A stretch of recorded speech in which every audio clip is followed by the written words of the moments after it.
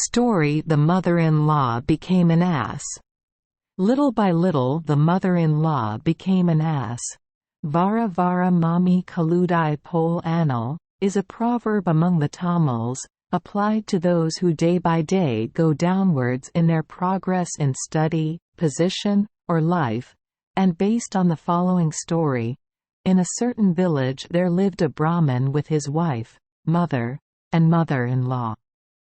He was a very good man, and equally kind to all of them. His mother complained of nothing at his hands, but his wife was a very bad-tempered woman, and always troubled her mother-in-law by keeping her engaged in this work or that throughout the day, and giving her very little food in the evening. Owing to this, the poor Brahmin's mother was almost dying of misery. On the other hand, her own mother received very kind treatment, of course, at her daughter's hands, but the husband was so completely ruled by his wife, that he had no strength of mind to oppose her ill treatment of his mother. One evening, just before sunset, the wife abused her mother-in-law with such fury, that the latter had to fly away to escape a thrashing. Full of misery she ran out of the village, but the sun had begun to set, and the darkness of night was fast overtaking her. So finding a ruined temple she entered it to pass the night there. It happened to be the abode of the village Kali, goddess, who used to come out every night at midnight to inspect her village.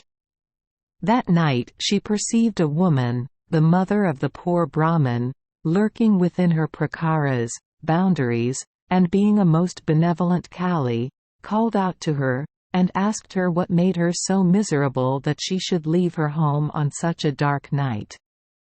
The Brahmani told her story in a few words, and while she was speaking the cunning goddess was using her supernatural powers to see whether all she said was true or not, and finding it to be the truth, she thus replied in very soothing tones, "I pity your misery, mother, because your daughter-in-law troubles and vexes you thus when you have become old, and have no strength in your body. Now take this mango," and taking a ripe one from out her waistband, she gave it to the old Brahmani with a smiling face.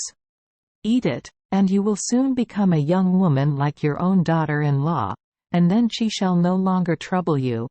Thus consoling the afflicted old woman, the kind-hearted Kali went away. The Brahmani lingered for the remainder of the night in the temple, and being a fond mother she did not like to eat the whole of the mango without giving a portion of it to her son. Meanwhile, when her son returned home in the evening he found his mother absent, but his wife explained the matter to him, so as to throw the blame on the old woman, as she always did. As it was dark he had no chance of going out to search for her, so he waited for the daylight, and as soon as he saw the dawn, started to look for his mother.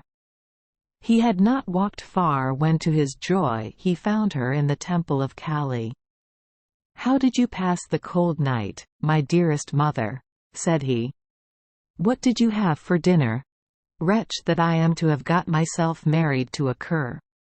Forget all her faults, and return home. His mother shed tears of joy and sorrow, and related her previous night's adventure, upon which he said, "Delay not even one nimisha minute, but eat this fruit at once. I do not want any of it. Only if you become young and strong enough to stand that nasty cur's troubles, well and good."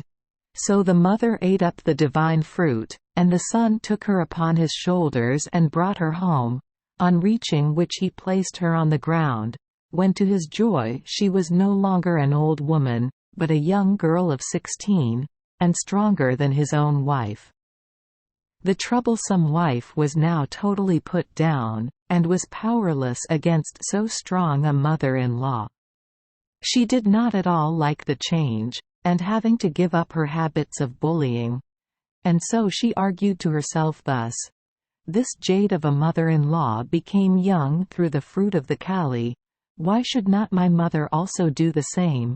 if I instruct her and send her to the same temple."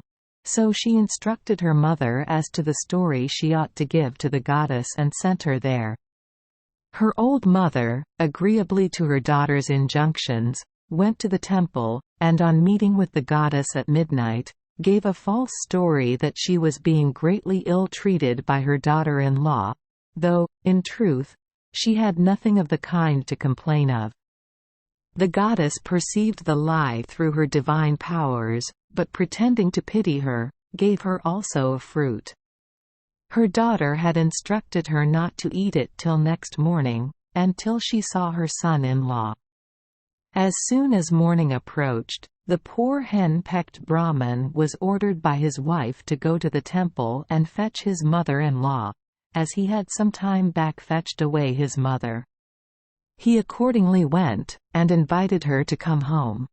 She wanted him to eat part of the fruit, as she had been instructed, but he refused, and so she swallowed it all, fully expecting to become young again on reaching home.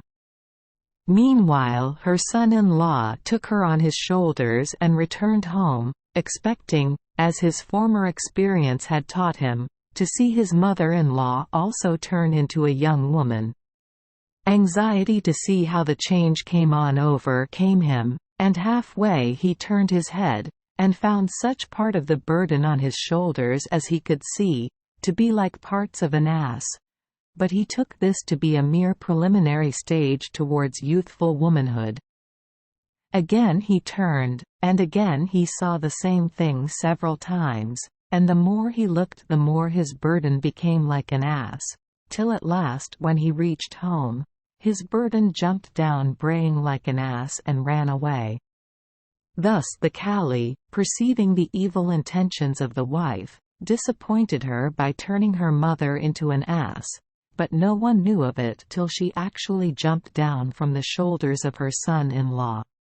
This story is always cited as the explanation of the proverb quoted above, "Vara vara mami kaludai pol anal," little by little the mother-in-law became an ass, to which is also commonly added varumbodu ulaida talipatal, and as she approached the village, she began to bray. Thank you for joining us for today's fairy tale. We hope these stories bring joy and meaning to your day. If you love our channel, please hit the subscribe button so you won't miss any exciting tales. Wishing you a good night and sweet dreams. See you in the next story.